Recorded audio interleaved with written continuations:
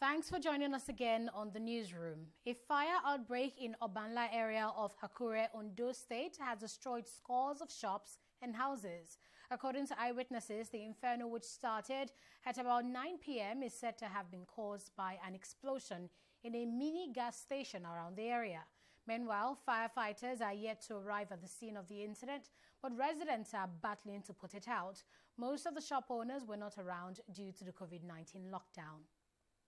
One person has been confirmed dead, while men of the Kwara State Fire Service are still searching for two others who were in a Toyota Avensis car that plunged into the Akure River in the Ilorin West local government area of the state. 5 passengers, believed to be members of the same family, were heading for their hometown in Akure in the Ilorin metropolis on Saturday when the car they were traveling in suddenly plunged into the river at the collapsed section of the bridge. It was gathered that the bridge's embankment collapsed on Saturday as a result of heavy rainfall, which started around 9:30 p.m. and lasted several hours.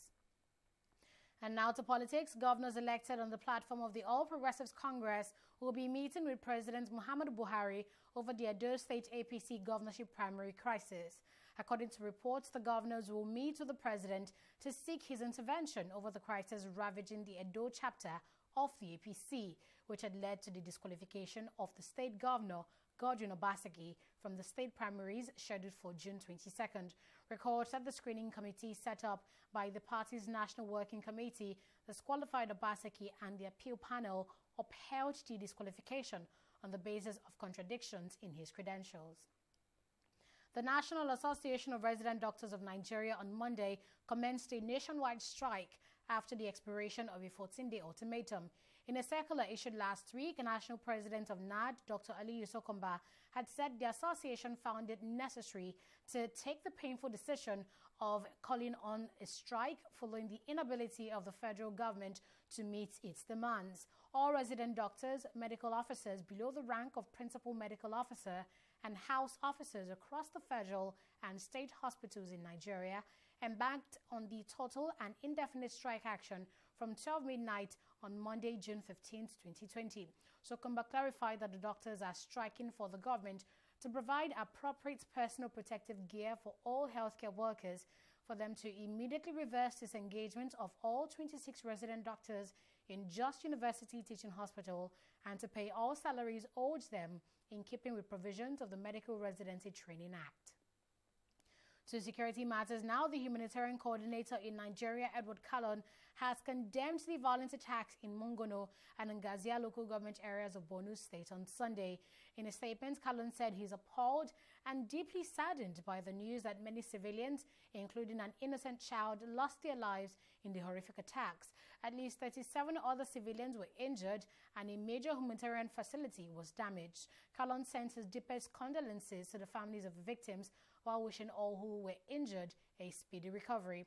On June 13, a non-state armed group raided Goni Utsmani community in Ngazia local government area before penetrating the town of Mongono, resulting in clashes with the military, which lasted for about 2 hours. We'll take a break here and bring you updates on COVID-19 after this break. In the last 3 years, we have built a multi-purpose center, which is the envy of all in our constituency. And I can tell you that the people who are living there are already enjoying it. Guy, do you think what this man just said is true? See, I seriously doubt. I'm sure it's one of those their silly lies. And wait, do you know there's a way to find out if these things he's saying is true or not? This is the Construct app. It gives people like us a sure way to track implementation of constituency projects. It gives valid and verified information on location of projects, amounts allocated, amount funded, the level of job done, and even the profiles of concerned legislators.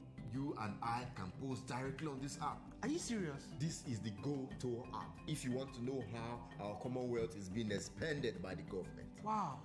Let's even see if what this man said is true. Show me. The Construct app is developed by Other People Nigeria with support from USAID and is available on both Google Play Store and Apple Store. And it's true. Of course, I told you.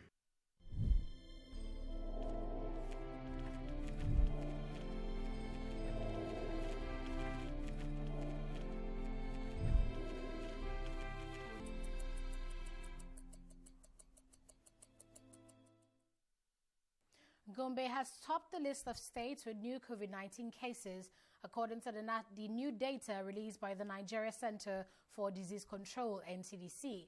The NCDC confirmed 73 new cases in Gombe, a record figure for the state. On the other hand, the figure for Lagos dropped significantly as the state confirmed only 68 new cases.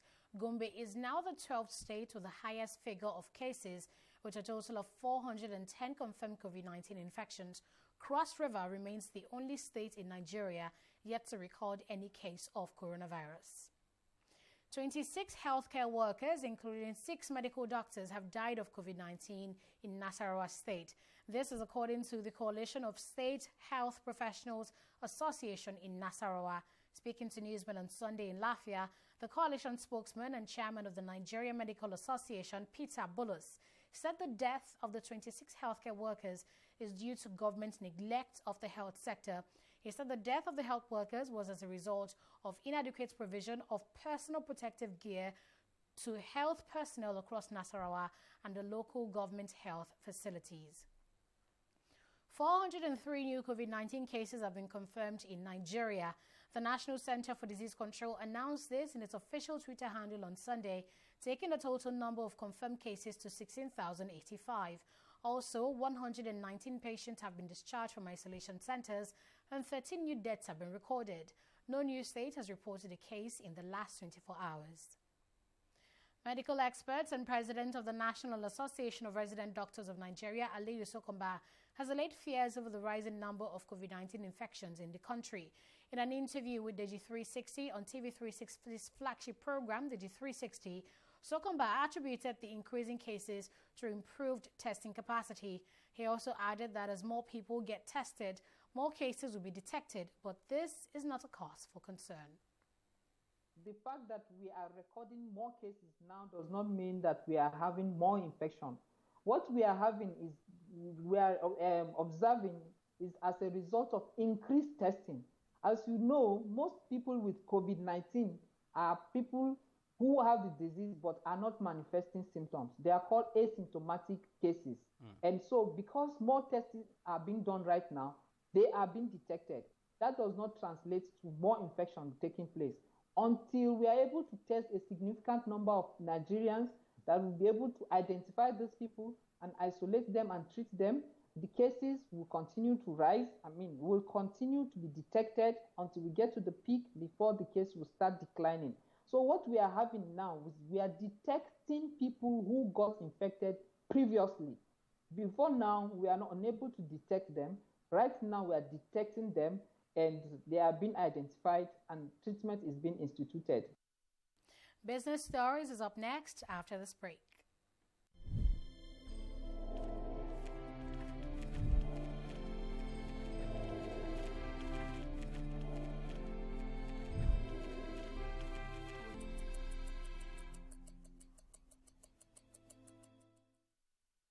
Criticism has been swelling over the federal government's level of borrowing amid the COVID-19 pandemic.